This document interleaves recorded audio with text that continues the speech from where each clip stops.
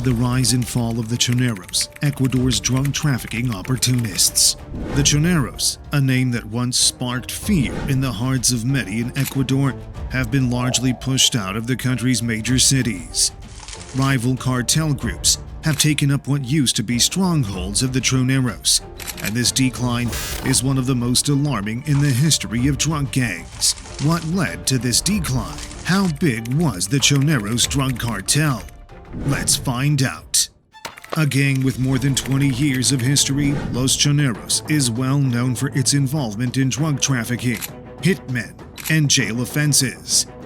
Additionally, they are involved in extortion and micro-trafficking, according to police data. However, their emergence is linked to one man, Jorge Bismarck Feliz España. Who was he? What is his relationship with the Choneros? Jorge Bismarck Feliz España was an ambitious man who grew up in Puerto Arturo, a neighborhood of the great city of Chone, a center of about 50,000 inhabitants located about 40 kilometers inland from the Pacific coast of Ecuador. Chone was a busy trading post for ranchers and farmers. In the 1990s, Feliz España became known as a drug dealer who was not afraid to use violence to achieve his goals, according to various reports. His name alone evoked a sense of fear so much that some of his relatives began to use his name to collect debts in the city, with their creditors afraid of being marked. Feliz's fame earned him the nickname Teniente España, Lieutenant España, or simply El Chonero. Feliz España, also known as Lieutenant of Spain, relocated to Manta, an offshore city and largest city in Manab province in the year 2000.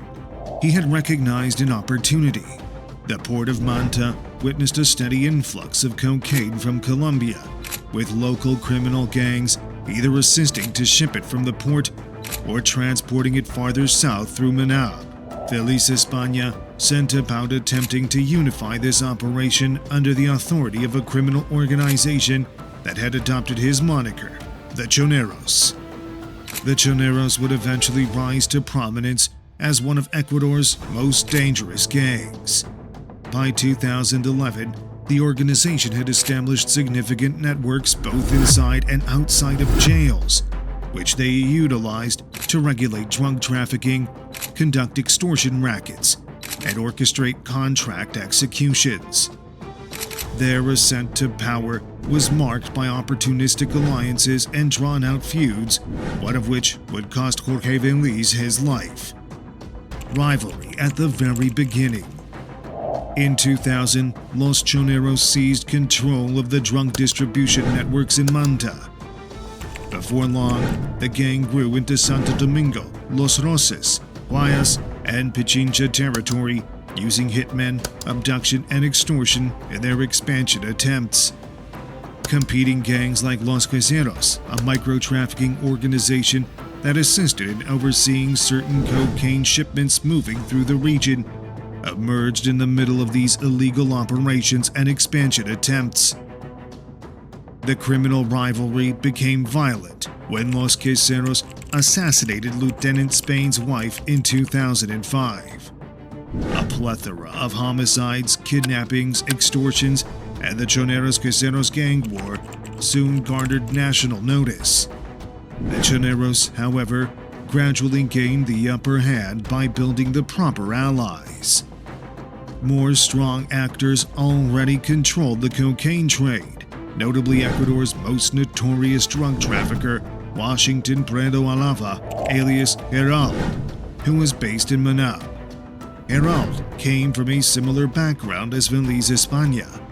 According to an Insight crime investigation, he began as a pilot, operating go-fast boats, transporting cocaine out of Ecuador before establishing a drug trafficking business based in Manab.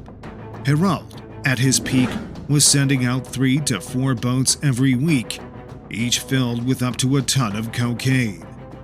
This alliance with Gerald and another factor gave Los Choneros the bragging rights. According to police documents at the time, Los Choneros became the armed branch of a Colombian drug cartel, which provided them additional power and firearms. With such massive firepower at their disposal, Los Choneros eventually won the conflict, and their rivals were assassinated by hitmen. Feliz España, however, would not live long enough to see the Choneros enter a new period of growth and expansion success. The local turf battle with the Choneros had made him a target. Feliz España escaped an assassination attempt in 2005 that murdered his wife and injured one of his children. In 2007, he was riddled with bullets in a confrontation with Los Choneros in Santo Domingo. A new order. Following the death of Feliz España, Jorge Luis Zambrano, alias Rasquilla, assumed charge of the criminal group. Rasquilla rapidly developed an alliance with Gerald. The Choneros would become an armed organization for Gerald, carting his shipments from the Colombian border to the Ecuadorian border. According to gang crime reports, the Choneros, spearheaded by Rasquilla, began to play a key part in the cocaine trade through Manab, helping to deliver drugs to the United States, Mexico, and Europe. According to police and newspaper reports from the period, the Choneros progressively expanded their control to Los Rois, a key central interior region, Pichincha, which surrounds Quito, and Guayas, the province of the country's primary port and cocaine center, Guayaquil. This rapid expansion put the criminal gang in the spotlight, and the then government of Rafael Correa began to pay close attention to them. During a Saturday gathering, Correa even asked them to surrender themselves to jail for incentives and amnesties in exchange for stopping committing crimes. Instead, they threatened the Minister of the Interior at the time, Jose Serrano, and put a bounty on his head. The Choneros' relationship with Gerald was primarily based on the success of one senior gang member, Jose Adolfo Magas Villamar, alias Fito, who was captured in 2011 and supervised his illegal activities from prison. Fito, a money laundering expert, was charged with laundering Gerald's cocaine trafficking profits, supervising drug shipments, and even scheduling refueling stops for Gerald's drug boats. This agreement between the Choneros and Gerald continued until Fito, a police captain, and his wife devised a scheme to bring Gerald down. Gerald was told that a construction worker had taken millions of dollars from the kingpin's safe homes. The construction worker was brutally killed, and the trio made certain that the police took notice, coupled with the fact that the authorities were already on the gang's case. The investigation revealed the scope of Gerald's reported 250 tons of cocaine through Ecuador and overseas cocaine trafficking business.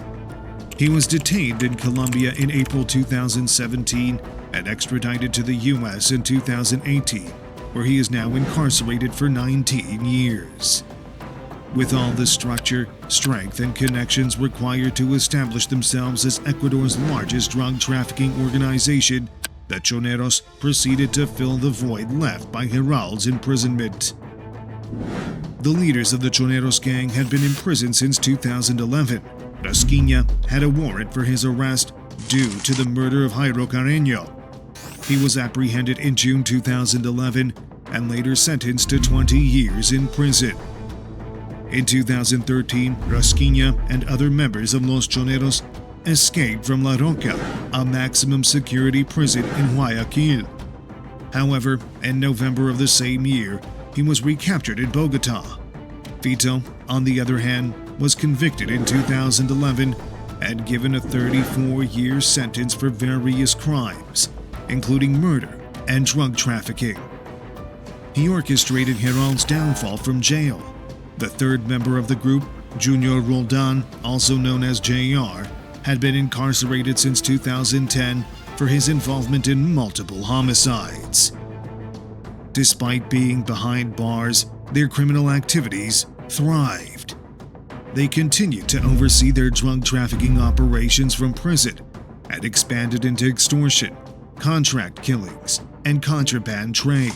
Their power was concentrated in three major prisons, Litoral Penitentiary in Guayaquil, where Fito was imprisoned, Turi Rehabilitation Center in Cuenca, which housed Roldan, and La Tacunga prison in the north, where Esquina was located.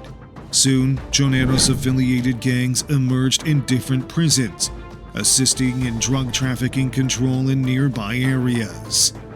The most notable among these were the Tiguerones, operating in the province of Esmeraldas, close to the Colombian border and a crucial secondary cocaine export point, and the Chone Killers, an armed faction of the Choneros aimed at eliminating rivals in the strategic port of Guayaquil. The success of this strategy was largely attributed to the Ecuadorian authorities' practice of frequently transferring prisoners between facilities. Although these transfers were intended to disrupt gang activities by separating leaders and dangerous inmates, they inadvertently enabled groups like the Choneros to expand their influence across more prisons and create new offshoots. Bloodbath within and outside of prison. Because of their quick growth, they came into battle with other prison gangs, such as the Cubanos and Lagartos. In 2019, there were 49 killings in Ecuadorian prisons, an increase over the previous year. On June 11, 2019, William Poveda, alias Cubano, was assassinated in the Litoral Penitentiary by the Choneros. The photographs of the atrocity rocked the country as numerous convicts kicked Poveda's skull as if they were playing soccer. However, the scenario may have been far more perilous outside of prison. For example, in June 2020, Choneros commander Esquina was released after having his sentence reduced. Within a few months, he was killed, shot in a shopping center restaurant as he went to get something to drink with his wife and daughter. Although the hitman was later identified and arrested, there is still no inclination as to who ordered the assassination. Prison violence began to rise at a frightening rate. Massacres in the Litoral, Cuenca, and La Tacunga prisons killed at least 79 inmates in February 2021. Ecuador appeared completely unprepared for this incident. Los Choneros likewise didn't expect what was to follow, as its two largest substructures, the Chone Killers and the Tiguerones, arose as adversaries from the turmoil. To worsen matters, others were learning from the Choneros' successes. The Lobos headed a new gang coalition that cut the Choneros off from valuable drug trafficking routes. Furthermore, they looked to be collaborating with Mexican criminal groups that had long been present but had never actively participated in the fracas. Even Choneros supporters began to drift away. While still associated with the Choneros, JR established his own organization, the Aguilas. The beginning of the end of Los Choneros. The persistent war between competing gangs has resulted in a considerable spike in murder rates throughout Latin America, notably within jails, which are frequently home to gang leaders and operational centers.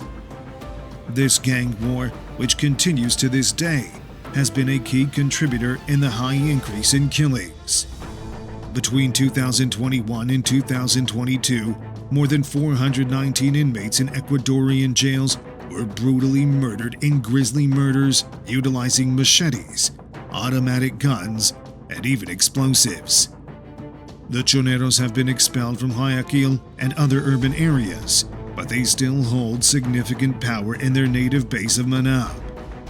The assassination of Roldan in Colombia in May 2023 further weakened their control.